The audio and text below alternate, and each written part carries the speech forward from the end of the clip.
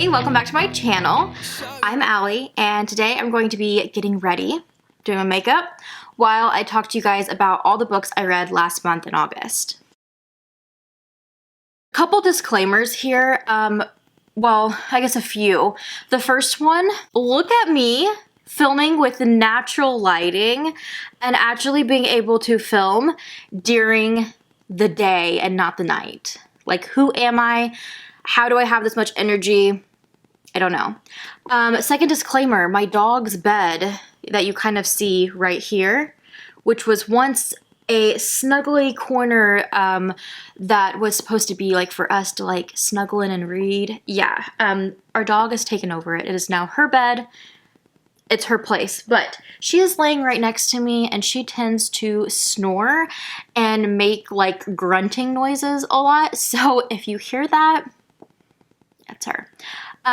Third disclaimer is I have been sitting here getting this all like set up, wanting to film because I have errands to run this afternoon and I also have some photos I'm wanting to take, and I'm also reading a book, filming a day in the life vlog. So I'm trying to like do a little bit of time management, and the mowers came. So I had to hold it off for a little bit, and then they were done. So I was like, okay, perfect. Let me sit down and film.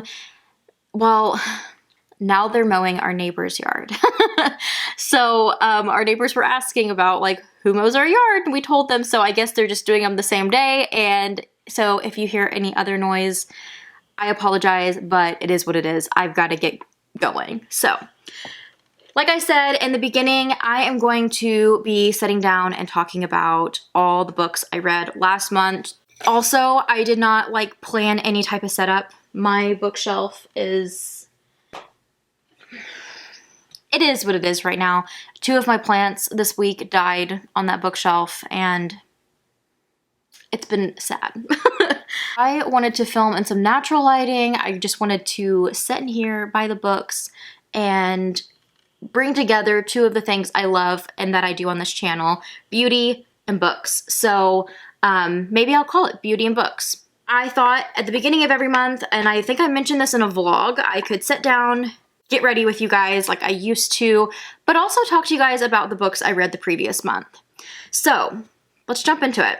First book is The Only One Left by Riley Sager, and this book, you guys, I've only read one other by Riley Sager, but I was pretty impressed with it. I actually did a whole like day in the life vlog last year, I believe, and it was the Final Girls, I think was what it's called. There's so many Final Girl books that it's like hard to keep up, but I believe his is The Final Girls, and that was my first Riley Sager book. I know that he writes under another name too, I believe, but that's the only work of his out of any name that I've read, and I did enjoy it.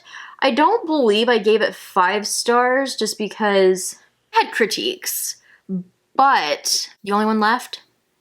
Under the Riley Sager name, I'm pretty sure The Final Girls was his like, it was an earlier on one. So kind of reading that one and then reading this one and seeing like how his writing has progressed.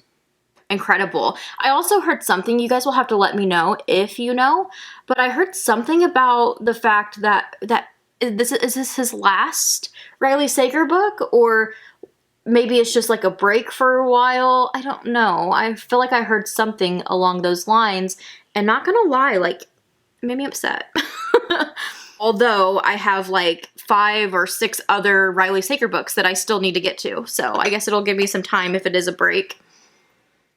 The Only One Left is about a caregiver who has had kind of a rocky time in her life. She recently like lost a patient, and it's kind of spiraled her life because it's kind of like she's being looked at as a person who maybe there's like foul play involved. Well, not actually foul play. It was just kind of like an accidental thing, but still like your job is kind of on the line when something like that happens. So she goes under a suspension, and then now she has recently like the suspension has been lifted, and so she's back at like the agency, but of course they're kind of like ugh about her, and so of course they're going to give the shit jobs pretty much. Her boss tells her that there is a job opening and there's no caregivers available, so it's going to have to be the one that she takes. And at this point, she needs the job, and who else is really going to hire her with like the accusation against her? And she finds out that the job that she's going to have to take is to take care of Lenora Hope, who lives over like on the cliffside, which is like the nice place that has like all the huge houses and stuff like that, the richer people. But the name brings her back to a nursery rhyme about this family and about how everyone in the family was slaughtered and Lenora was the last one standing. So everyone thinks Lenora killed her family years ago, and now she's an elderly woman living in the same house and nobody has seen her in years. So she has to take this job and go and meet Lenora Hope and care for Lenora Hope. And with doing so, meet all of the people who also work there. So the lady that kind of like runs the house and Lenora's things. There's like a maid, there's a cook, there's like a groundskeeper. So she's meeting all of these key people, but there's also like kind of like a mystery going on. She's trying to kind of like piece everything together from the past, like what actually happened here. Was it Lenora who killed her family? Was it somebody else? And while doing so, Lenora doesn't talk. So she hasn't talked because she had like, I think, a stroke. So she hasn't talked since her stroke, but she is working with her new caregiver, writing on a typewriter messages to her and telling her kind of like the story. So it kind of jumps back and forth to like present day, and then it takes us back to when the massacre went down, pretty much. Riley Sager, so you have like a lot of twists and turns, and I love how jam-packed full his books are of twists that I've noticed so far while reading his work, because he's the type that will give the reader insight of a twist that's coming and then throw another one in. So the first one you're like predicting already. You're like, oh yeah, this is gonna happen. Like, this is easy. I can predict this from a mile away. And then it happens. You're like, yep, called it. But then another one hits you and you're like, whoa, I didn't see that one coming though. So I really like that about his work, and I've noticed that with both of the reads from him that I have read.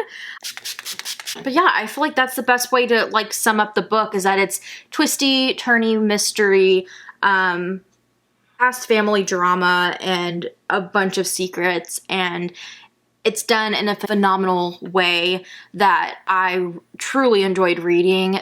The time I have reading his work is so much fun, and I have a hard time putting the book down for sure. I definitely gave this one a 5-star if you couldn't already guess.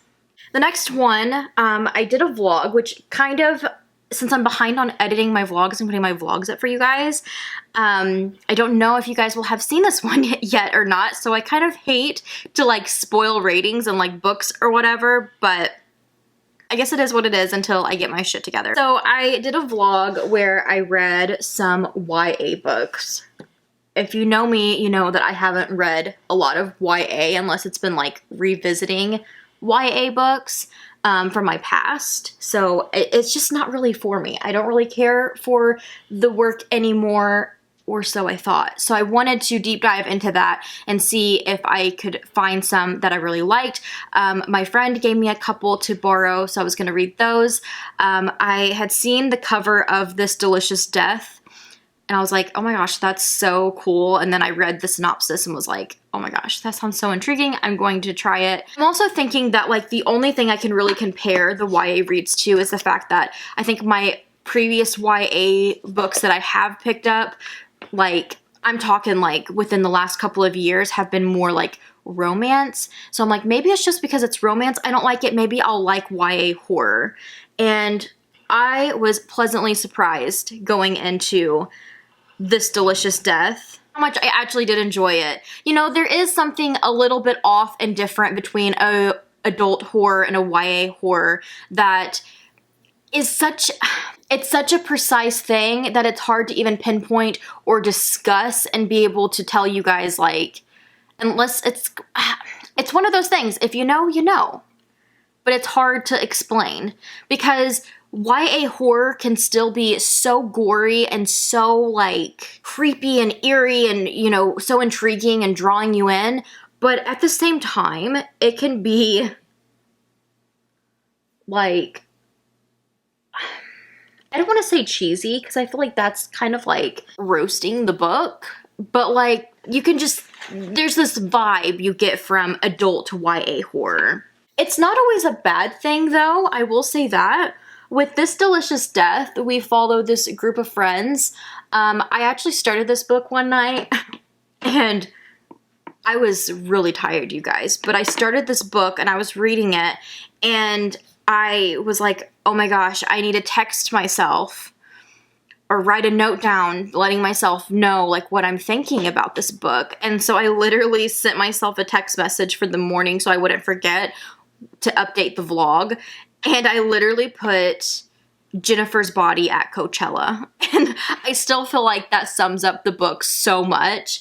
It's very pop culture, like, new, like, definitely talking about, like, that type of, I mean, I probably wouldn't say pop culture because it's not like I think they bring up some mentions of, like, songs or whatever, but it's more so, yeah, because I think they actually bring up a Jennifer Bodies reference too, which I kind of found was a little strange. But besides that, it's just very, like, modern teenagers.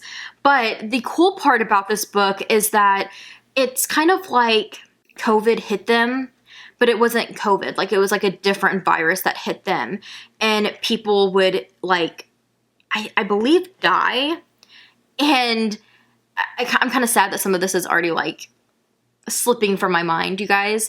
But some, like, people would die, but then they would, like, still be alive. So they were kind of, like, turning into ghouls.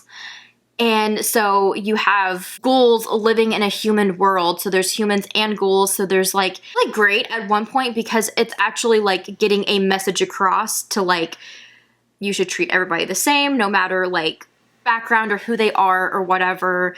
But at the same time, they're ghouls, so they do have to eat. And it kind of reminded me a little bit of iZombie in a way, where if you've seen that movie, then you know that movie. If you've seen that show, then you know, like, how they have the zombies in Seattle have to, like, live off brains, but they get to a point to where they're able to make, like, a source that kind of, like, isn't a brain, but, like, mimics a, you know, like, the same type of filling with the brain, or they get brains from, like, funeral homes and stuff like that, mix it up. It's a big ordeal, but it kind of reminds me of that. Like, they're able, in this book, they actually are able to make, like, different body parts and organs for ghouls to eat that aren't actually real. So, I mean, a lot of really cool, like, concepts, but at the same time, it's done in a way that it is kind of, like, again, not cheesy, but just kind of, like, okay, you know, like, maybe not frightening enough for me. It was still really entertaining to read. It's just not, since it's YA and these are younger girls we're following, it was kind of hard for me to, like, I guess, keep up with them as far as liking the characters. But it's also kind of nice in books like that because if it ends up being a survival, which to an extent it was, it's kind of like I just don't really care. Because if one of them dies, I'm not, like, too attached. But they go to this music festival and come to find out there's, like, a rogue ghoul. And this one seems different and it's attacking. And so you have all these humans that are freaking out and, like, pointing blame and pointing fingers at people that they are finding out are ghouls. And yeah, I feel like that's the best I could give you with wanting you to go into it blindly if you are interested. But I did give it a 4. Not bad for a YA. I was at least very entertained, but it wasn't, like, the most, like, mind-blowing thing I've ever read either. I think the cover and, like, the synopsis of a cooler filled with human organs was, like, so, like, intriguing and entertaining sounding that going into it, I was just like, oh, it wasn't really what I was expecting. Next, I gotta look at this one, Down Among the Sticks and Bones by Seanan McGuire. So this is the second book in the Wayward Kids. This is really nice. Jouer sent over some of their Blush and Bloom Cheek Lip Duos. These are so pretty. Like, that's so creamy. I wanted to try them out, but I think I forgot to mention it, but I will have all my makeup details down below for you guys because I know I'm like mainly talking about books while just doing my makeup. But if you are interested in what I'm putting on my face, I will have it down below. I used the shade, or this is the Blush and Bloom Celebrate, I guess is the name of this one. Yeah, and I used the shade Celebrate Me, and then there's also, I might use it on my lips today. I have another color, but that's so pretty too though. Promise me. But I used the Celebrate Me one, but I'm probably going to use that on my lips too. I'm going to leave that out. Go into a little bit of highlighter. But like I was mentioning, it's the second book in the series, so I'm continuing on the series. I'm really enjoying it. This one is a lot different than the first one. The first one, we kind of are meeting quite a few characters. It's kind of like a murder mystery in the first one as well, but it is this fantasy series about these kids who kind of feel out of place or misunderstood in their life here. And so at some point in their life, a door has become available that they could walk through into a different world pretty much. And the first book kind of talks about these different worlds, these different kids who have went into different worlds, and at some point or other, while they are growing up in these worlds, whether they love them or hate the worlds that they're in, time comes up where they either get the opportunity to leave or they are just like forced back into their old life. During this time, they're just known as missing kids. Like, these are just pretty much like the lost boys. Like, they're just the missing kids of the world, and then they just come back into their parents' lives, and the parents are just like, oh my gosh, you know, like, we thought like you were gone pretty much. And then the kids usually are kind of like in a messed up state of mind of either like coming to terms with what they just been through, if it was a horrible experience, or missing it so much that they hate the reality of this life that they want to go back to their other world so bad. And that's where Eleanor's house comes into play. The kids that want to go back to the door that opened to them go to her place to stay, and it's kind of like, to the parents, a place where the kids can get better, if you will. But in reality, Eleanor is helping them cope and also be around other kids who are experiencing the same things, but also maybe finding their door to go back.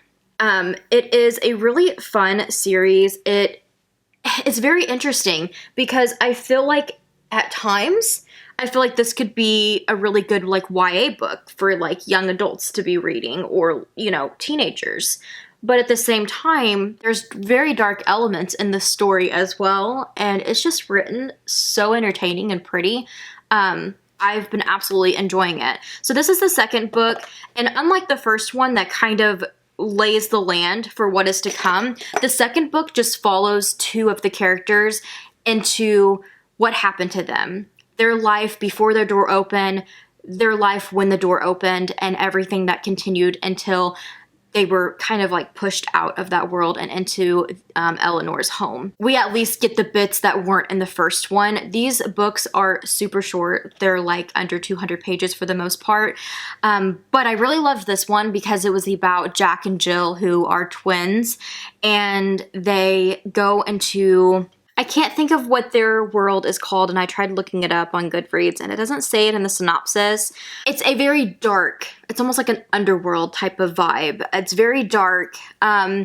While there, they meet the master, who takes them back to his place and takes care of them for a little bit. But it's known that like he will only keep one of them. So once he has one of them, the other one will go and live with like pretty much like a mad scientist, and teach them their way, or, you know, his way of working with like corpses and like doing different science, like dark science things. And what I can say about this series is all of the things it touches on. It touches on so much. These girls they're born to these two parents who, it's one of those ordeals where like they probably shouldn't have had kids type of ordeal, where like they just did it because it's just like the social norm, but like they didn't really want the responsibility or to have them. And the dad is pretty much like pissed that he didn't get a son. And so when they have two girls, it's almost like it was like forced on them. One of them is a tomboy, one of them is a girly girl, and that's just the way it is. The dad even says something like, having a tomboy is better than not having a son at all. But these things are really pushed on the girls throughout their life, and they can't be who they want to be. The one that is the girly girl wants to be more of a tomboy and get into more tomboy things, and the one that is that's supposed to be a tomboy wants to get into more like girly girl things and try that like style of life.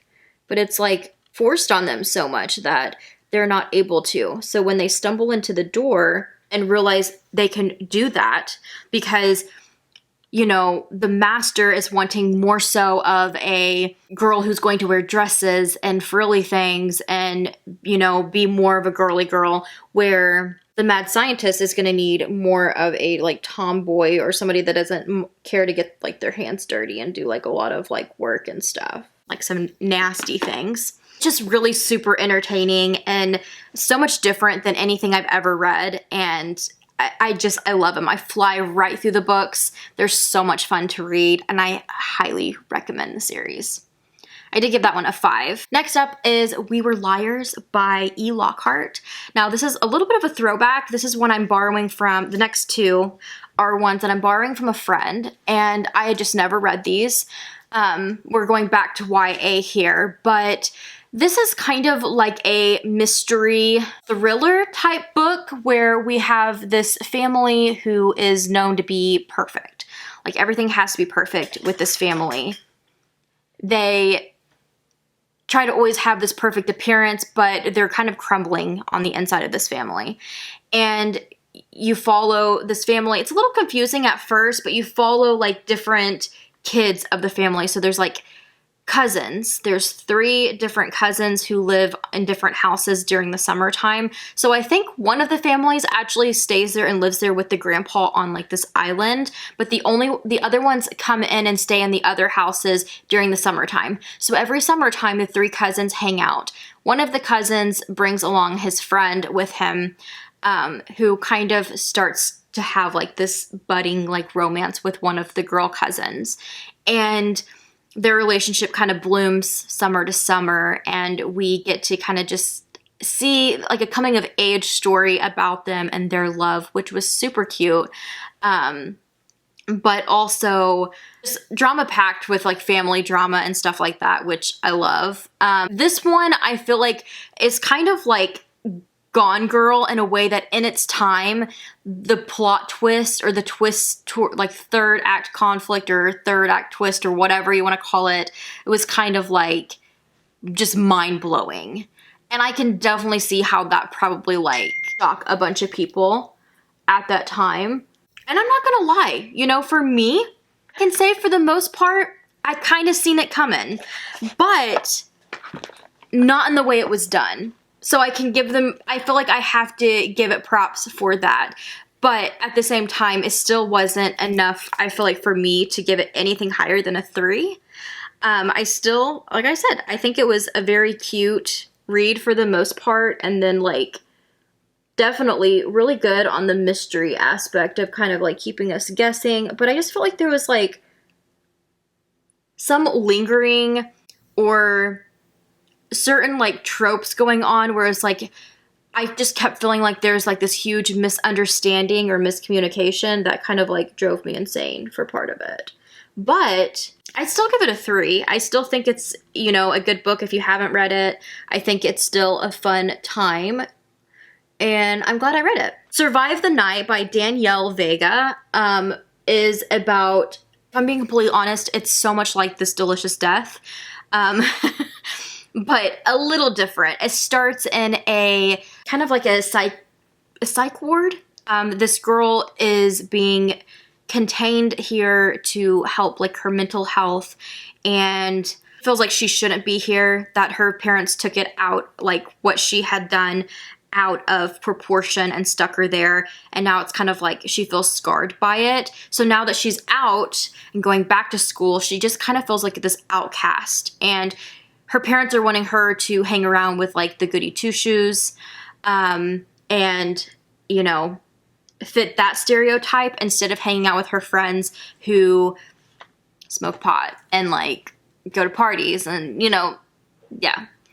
So her dad drops her off at the house of the kids that, you know, her parents approve of, but she finds herself sneaking out with the other friends and going to a rave in the city. And while at this rave, things kind of get shut down really fast and it gets really scary, and people are kind of all locked down in these old like train or subway tunnels pretty much, and it kind of turns into kind of like a murder mystery almost as well, but also kind of like a survival horror pretty much. It's super entertaining, and I definitely have to say it is like, it has sci-fi aspects to it too, just to keep in mind, because I know if you're not really a big fan of sci-fi, you're probably not going to like the book. But besides that, I feel like my biggest critique on this book was just like the ending. I didn't really care for the ending. I give this one a 3 because besides that, I really enjoyed the ride. I liked the way this author built up the characters, the way the survival horror kind of spanned out. And I do like sci-fi things, so I loved the sci-fi horror elements to it as well. I thought it was a really fun read. But again, go into it knowing that there's going to be some sci-fi elements, and you might not like the end if you're like me. Next YA was Girls of Little Hope, and I actually got this through NetGalley, so shout out to NetGalley. And it is already out because I've been a little behind on my NetGalley reads, and I loved this one, you guys. I don't think this is a perfect 5 for me, but I really loved this. I was intrigued by the cover for sure. So this one is about 3 girls who go off into the woods and only 2 of them come back. From the get-go, it reminded me of What Lies in the Woods, but I will tell you, it is not the same story. So if you've read that, so whether you liked What Lies in the Woods or you didn't, just know going into this, the synopsis kind of sounds similar, but it's not. So these girls have been missing. 2 of them come out. One of them is like hysterical. The other one is like not talking. And it's just this mystery of them, the police trying to figure out what's going on. Even the girls questioning what happened, like what is going on here. And then the mother of the little girl who is still out there, and I do say little girl, but these are teenagers, still kids, but I just wanted to clarify on that. But the mom of the girl who is still missing and nobody has seen, we also get a lot of her point of view as well. What I found super interesting about this one was the way that it was written, jumping point of view to point of view, telling the story and wrapping up all the pieces. It's almost like another piece of the puzzle was put into place with each chapter, which was really entertaining.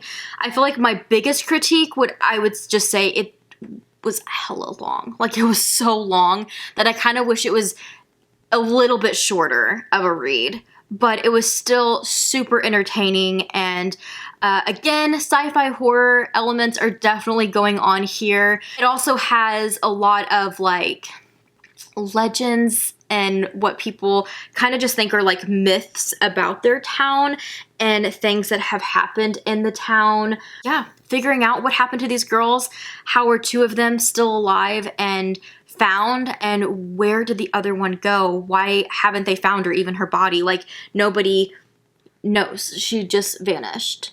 The twists in this one definitely got me. Super entertaining. I had to give it a 4. This one I'm gonna be real quick about. I read New Moon. If you guys have been watching my channel for a little bit, then you know that I have been rereading books from my past. And I've been slowly but surely working on the Twilight series. I read Midnight Sun for the first time and Twilight as a reread. And now I reread New Moon. The biggest thing I can say about this, but I don't want to say too much because you guys will see this in a future video. I actually enjoyed it a lot more this time reading it, but I also had the audiobook, which I think to an extent kind of helped because back in the day, I was a team Edward all the way, and I did not like Jacob at all. But I think now, being an adult and looking back and viewing them as teenagers, as kids, like, I have a newfound respect for Jacob. I'm still team Edward, but I have a newfound respect for Jacob, and just, if anything, rereading these, I just don't like Bella.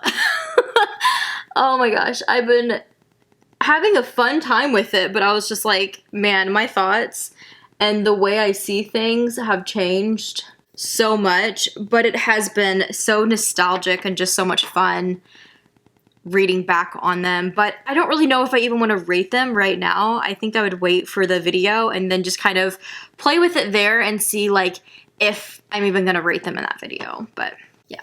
Next, I read 3 books for a very delayed horror-a-thon, if you will. I did film this, and it will be in a vlog as well, so you guys will see that. So I'm going to be pretty brief with these last 3. That's why I kind of sped through most of my makeup.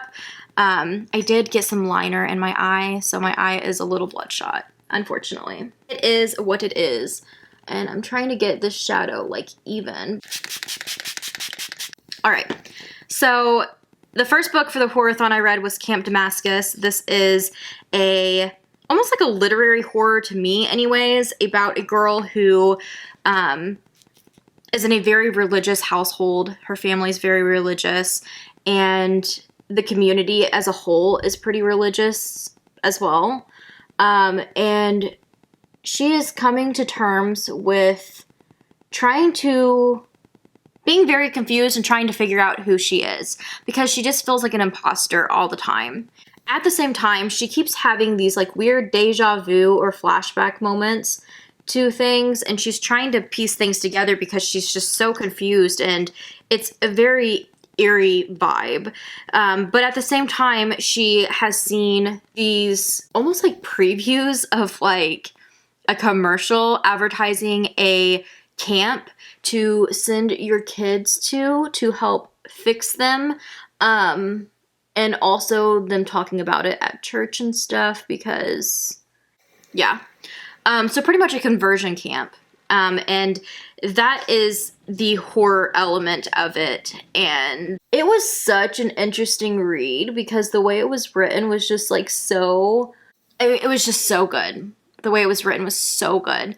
It touches on so many heavy but amazing topics that need to be discussed and talked about, and highly recommended read, but definitely has triggers and a lot about the LGBTQ community, and I'm sure a lot could relate to this character and them trying to figure out who they are, and feeling confused about a lot of things, but being in a religious home makes it extremely hard for them.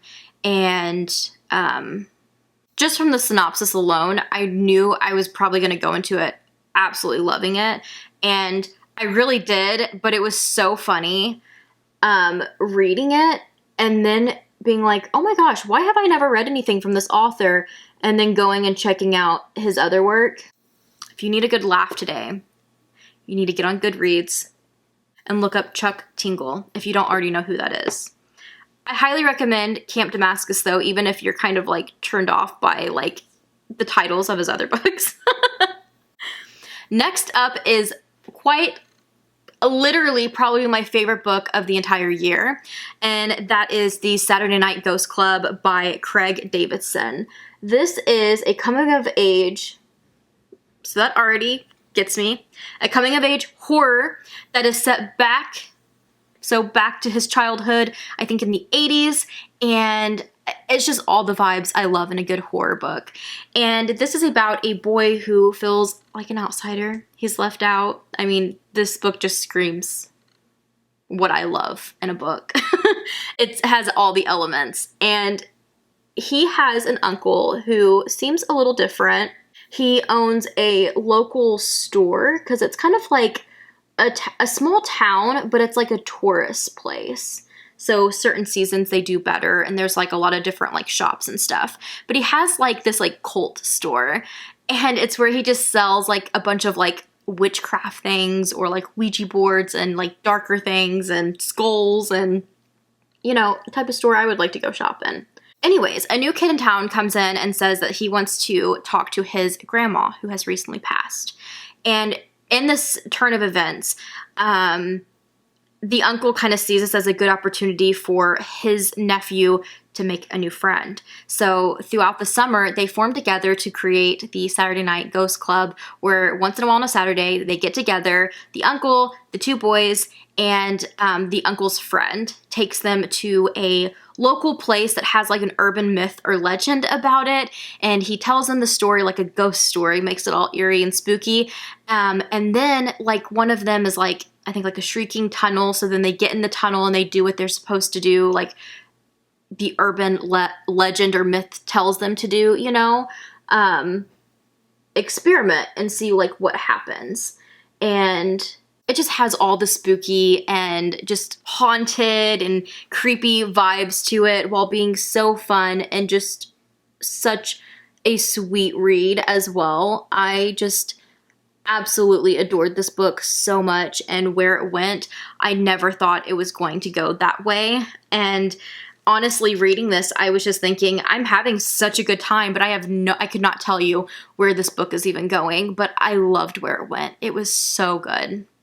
5 stars. My last book, you guys, I finally read Bunny by Mona Awad, and not what I was expecting. It's giving Mean Girls meets... No, I think I had another one in mind that I mentioned. But it's very, almost like comedy horror to me, or like funny horror that like it's not going to be for everybody, but it's so good. I have been wanting to read Bunny.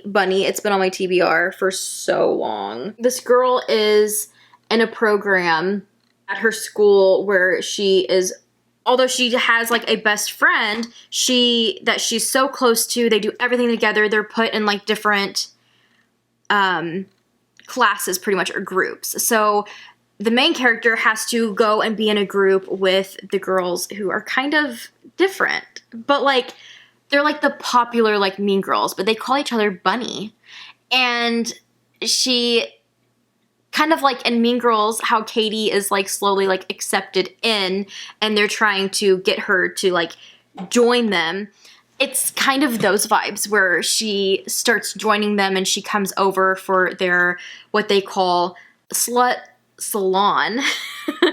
And they get together and they take turns telling at these, you know, get-togethers. They take turns telling these like stories, and they kind of write like steamy books.